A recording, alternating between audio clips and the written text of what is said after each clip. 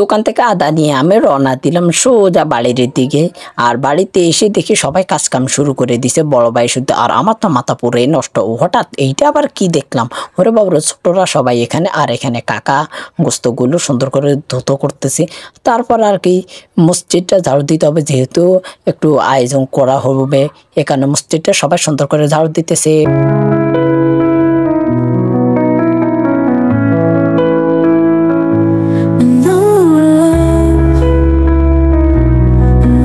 তো তোমরা তো দেখলা প্রকৃতিটা কি অপূর্ব সুন্দর। তারপর আমি সোজা মসজিদে ঢুকে গেলাম, সবাই মসজিদে নামাজ পড়ে সোজা বাইর হইতেছে।